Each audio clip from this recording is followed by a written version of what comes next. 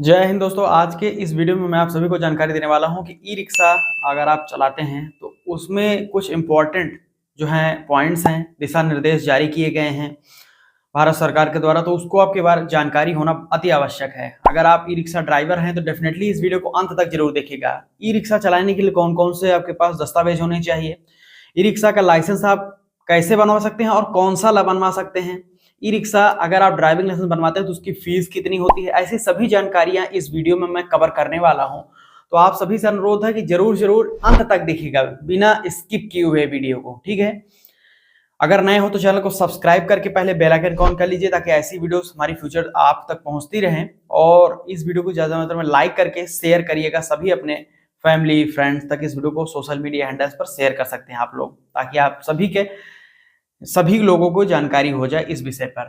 आइए आपको जानकारी देते हैं। तो सबसे पहले अगर आप ई रिक्शा एक ड्राइवर हैं या ई रिक्शा आप खरीदना चाहते हैं या फिर आप जो है चला रहे हैं, किसी भी स्थिति में हो, तो आप सभी सबसे पहले कुछ महत्वपूर्ण दिशा निर्देश जो है भारत सरकार के, उसको नोट डाउन कर लीजिएगा। उसके हिसाब से ही गाड़ियां चलाइएगा, नहीं तो फिर दिक्कत होगी, आपका चालान कटेगा, ई रिक्शा भी जब्त किया जा सकता है। तो सबसे पहले इंपॉर्टेंट जो पॉइंट है, पहला दिशा निर्देश वो ये है कि ई रिक्शा चलाने के लिए आपको अलग से ड्राइविंग लाइसेंस बनवाना पड़ता है। बहुत सारे लोग प्राइवेट लाइसेंस जो बनता है 2 व्हीलर 4 व्हीलर का, उसी लाइसेंस पे ई रिक्शा भी चलाने लगते हैं। ऐसा नहीं है, ई रिक्शा चलाने के लिए 3 व्हीलर है तो उसका अलग से लाइसेंस बनता है, तो वो बनवाइएगा, ठीक, पहला है। सेकंड वहां पर पॉइंट ये है कि हर 2 साल पर ई रिक्शा का फिटनेस सर्टिफिकेट लेना अनिवार्य होता है। अगर आप नहीं लेंगे तो फिर आपका जुर्माना आपके ऊपर लगाया जाएगा। नंबर 3 ये है पॉइंट इसमें कि अधिकतम आपके ई रिक्शा की स्पीड 25 किलोमीटर पर से ज्यादा नहीं होनी चाहिए। 25 किलोमीटर प्रति घंटा ही मैक्सिमम स्पीड डिसाइड की गई, इससे ज्यादा आप चलाइएगा तो चालान कटने वाला है आपका। नंबर 4, केवल आप अपने ई रिक्शा में 4 ही पैसेंजर यात्री को बैठा सकते हैं, इससे ज्यादा आप बैठाते हैं तो ओवरलोडिंग का चालान कट जाएगा। 5वां यहाँ पर पॉइंट ये है ई रिक्शा सभी ड्राइवर के लिए कि नाबालिग जो हैं वो ई रिक्शा ना चलाएं। खास तौर पर अगर आपकी उम्र 18 साल से कम है तो आप ई रिक्शा चलाते हुए अगर पकड़े जाते हैं तो आपके ऊपर 25,000 रुपए तक का चालान काटा जाएगा और ये आपके माता पिता से वसूला जाएगा, समझ रहे हैं जी। और आपको डिबार्ड कर दिया जाएगा 5 सालों तक कि आप लाइसेंस भी नहीं बनवा पाइएगा। तो भाई जो नाबालिग लोग हैं वो ई रिक्शा से दूर ही रहे, नहीं तो भारी भरकम जुर्माना आपको देना पड़ेगा।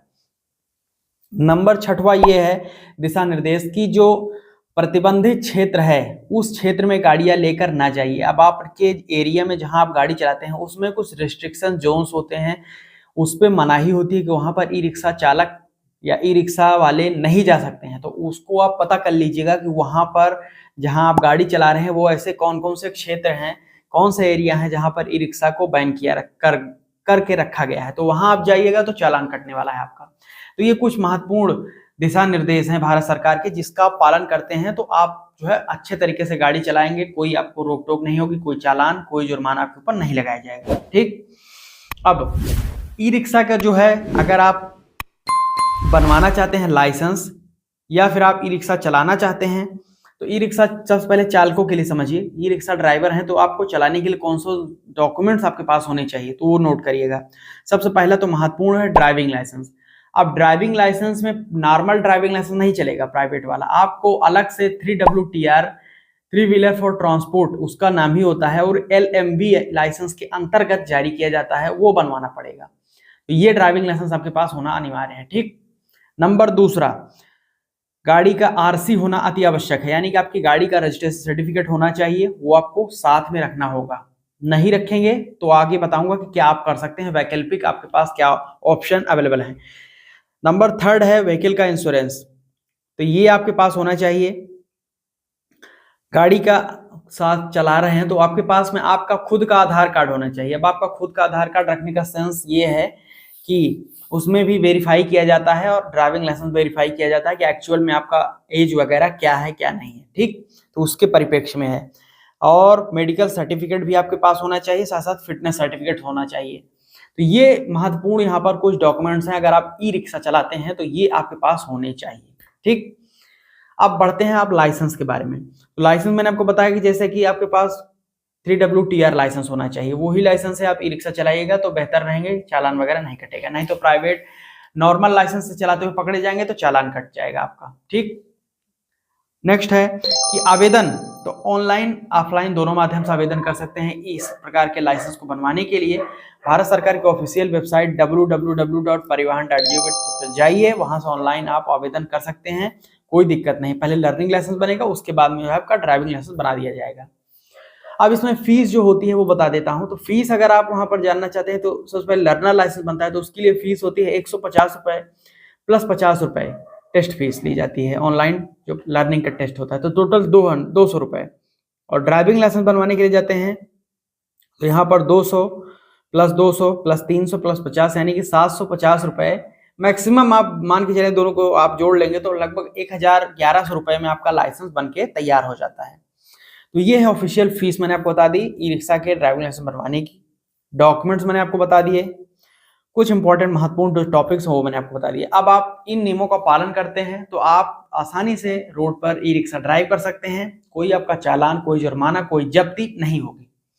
लेकिन अगर नियमों से आप परे होंगे तो आपका चालान कटेगा। ठीक, अब नोट करें, अब यदि आपके पास ई रिक्शा चला रहे हैं, आपके पास डॉक्यूमेंट मौजूद नहीं है तो अपने मोबाइल में ही उसको स्टोर करके रख सकते हैं। भारत सरकार के IT एक्ट 2000 के तहत आप लोग अपने मोबाइल में एम परिवहन ऐप या फिर डिजी लॉकर ऐप को डाउनलोड कर लीजिए। वहां पर आप जो है अपने सारे डॉक्यूमेंट को स्टोर करके डाउनलोड करके रख सकते हैं। जरूरत पड़ने पर traffic police, civil police, RTO कर्मियों को अपने मोबाइल में ही सारे डॉक्यूमेंट शो कर सकते हैं। बिल्कुल कानूनी तरीके से मान्य है, कोई दिक्कत नहीं है। तो ये पूरी जानकारी मैंने आपको दे दी है। अब बताइए आपको क्या नहीं समझ में आया, वो कमेंट सेक्शन में पूछ सकते हैं। @ट्रांसपोर्ट ज्ञान @टेक्नोलॉजी इंस्टाग्राम का हमारा हैंडल है, वहां पर जाकर आप उससे जुड़कर बातचीत कर सकते हैं। साथ ही साथ टेलीग्राम और व्हाट्सएप का ग्रुप नीचे डिस्क्रिप्शन में दे रखा है, जाकर ज्वाइन कर लीजिएगा, आप अपडेटेड रहेंगे फ्यूचर में। यहाँ तक वीडियो देखने के लिए आप सभी का प्रेम पूर्वक बहुत बहुत धन्यवाद। अभी तक लाइक से नहीं तो भाई लाइक करके, शेयर करके, चैनल को सब्सक्राइब करके बेल आइकन ऑन कर लीजिएगा। ऐसी ही वीडियोस आपको फ्यूचर में ट्रांसपोर्ट सेक्टर की मिलती रहेगी। बहुत बहुत धन्यवाद यहाँ तक वीडियो देखने के लिए। जय हिंद, वंदे मातरम।